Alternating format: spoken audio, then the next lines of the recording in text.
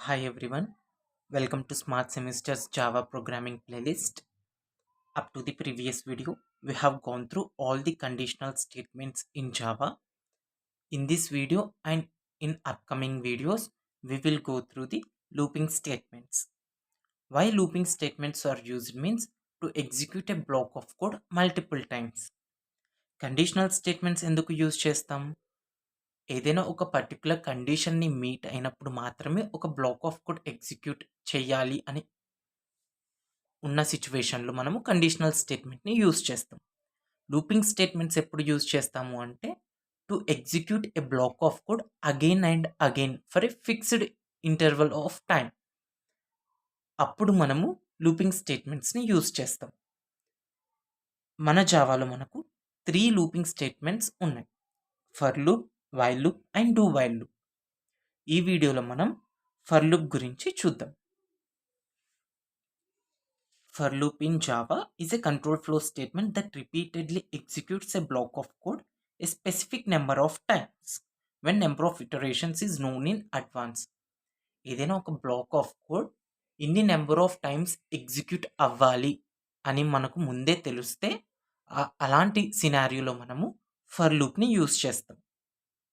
Syntax చూద్దాం. For is a keyword and బ్రాకెట్స్లో 3 statements separated by 2 semicolons. Statement 1 separated by semicolon from statement 2, again semicolon, statement 3 and 2 curly braces.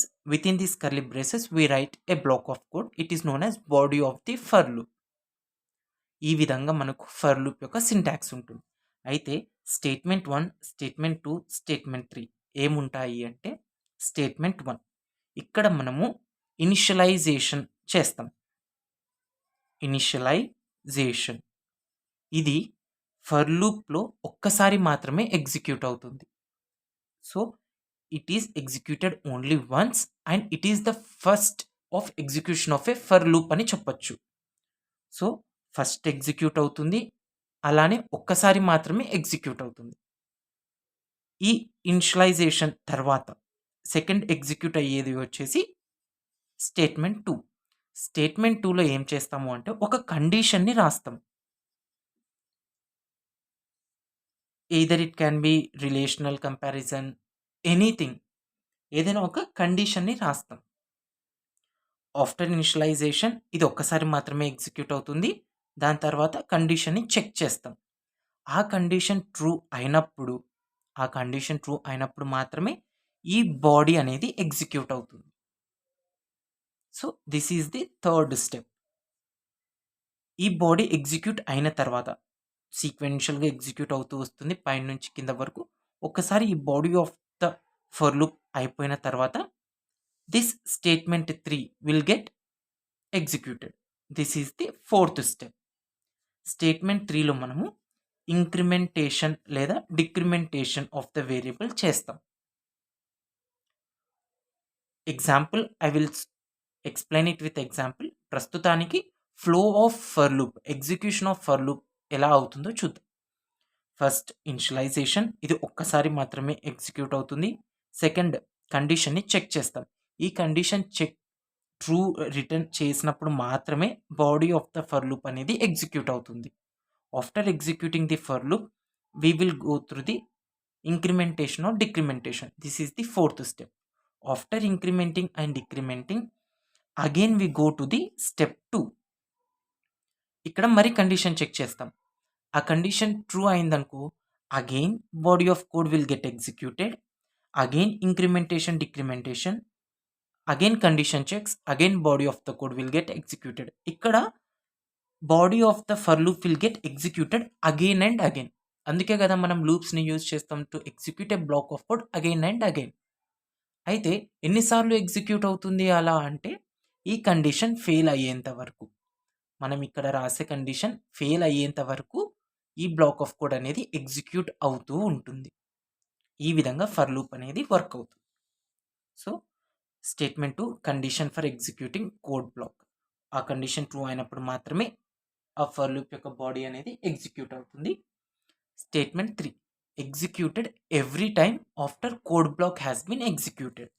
ప్రతిసారి code block execute అయిన తరువాత statement 3లో మనం ఏమైతే రాస్తామో either incrementation or decrementation it will get executed after every block. After every time this code will get executed.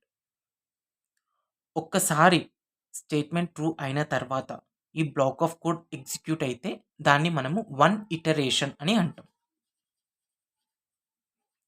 1 iteration. ఒకవేళ ఈ block of code 2 times execute అయితే దాన్ని 2 iterations, 3 iterations. That is the terminology related to the for loop. ఈ విధంగా for loop అనేది work అవుతుంది. మనము ఈ ఫర్ లూప్ని ఒక సింపుల్ ఎగ్జాంపుల్ని తీసుకుని అర్థం చేసుకుందాం. ఎగ్జాంపుల్ వచ్చేసి we have to print numbers from 1 to 5. So we can use just system.out.println 1, system.out.println 2, system.out.println 3. అట్లా మనము సేమ్ లైన్ని 5 టైమ్స్ రాసి మనం ఈ నెంబర్స్ని 1 to 5 ప్రింట్ చేయొచ్చు. But it is not the efficient వే. ఒక ప్రాపర్ డెవలపర్ ప్రాపర్ స్టాండర్డ్స్ని యూజ్ చేసి అలా కోడ్ చేయడు. If A block of code is getting repeated again and again, ఇక్కడ system.out.println అనేది మనం 5 టైమ్స్ రాయాలి. అదే ఫర్ లూప్ని యూజ్ చేస్తే జస్ట్ 1 టైం మాత్రమే రాస్తాం. అదే స్టేట్మెంట్ని 5 టైమ్స్ ఎలా ఎగ్జిక్యూట్ చేయాలో చూద్దాం. ఫస్ట్ ఫర్, ఇక్కడ ఇనిషియలైజేషన్ అని చెప్పాం కదా, స్టేట్మెంట్ 1లో ఇనిషియలైజ్ చేస్తాం. Integer i equals to 1. మనం ఎక్కడి నుంచి స్టార్ట్ చేయాలి అనుకుంటున్నామో అక్కడి నుంచి. Integer i equals to 1 semicolon. Second స్టేట్మెంట్లో కండిషన్, మనకు ఎంతవరకు ప్రింట్ అవ్వాలి?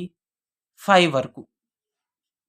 Meaning i is less than or equals to 5, అంతే కదా.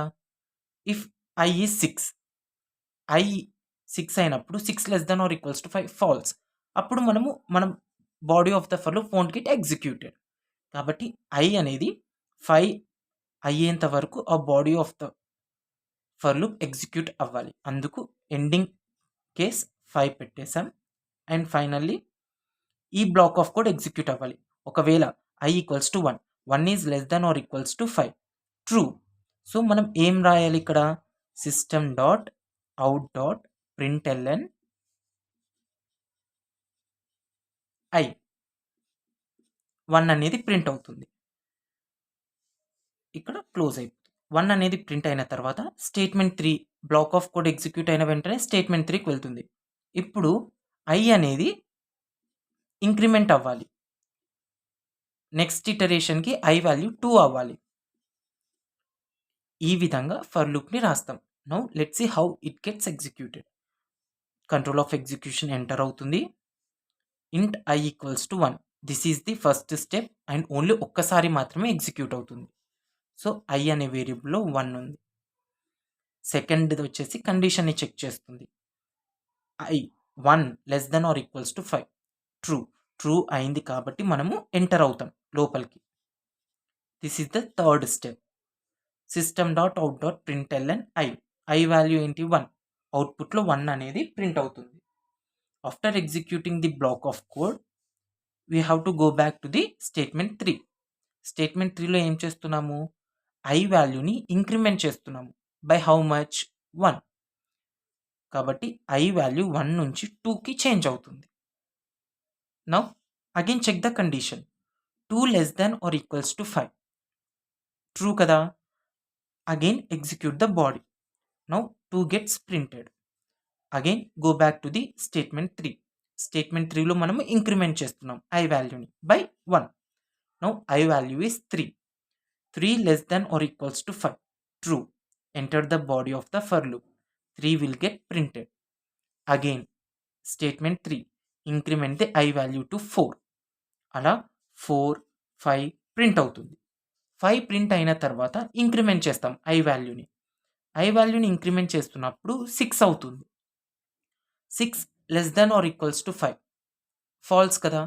కాబట్టి control of execution into the for loop బాడీకి వెళ్ళదు. Control of execution will leave the for loop. మన ప్రోగ్రామ్ అనేది టర్మినేట్ అవుతుంది. ఈ విధంగా ఇప్పుడు మనకు ఈ బ్లాక్ ఆఫ్ కోడ్ అనేది 5 టైమ్స్ ఎగ్జిక్యూట్ అయ్యింది. And we know in advance how many times it has to get executed, that is 5 times. ఈ విధంగా ఏదైనా ఒక black of code in advance ఇన్ని నెంబర్ ఆఫ్ టైమ్స్ ఎగ్జిక్యూట్ అవ్వాలి అని తెలిసినప్పుడు ఫర్ లూప్ని యూజ్ చేస్తాం. In the comment section, I have placed 2 more scenarios that can be solved using for loop. You can comment out the code snippet of that specific for loop. If you have any doubts or need clarification over this for loop, you can comment it. I will reply. In the next video, we will discuss while loop in detail. Thank you.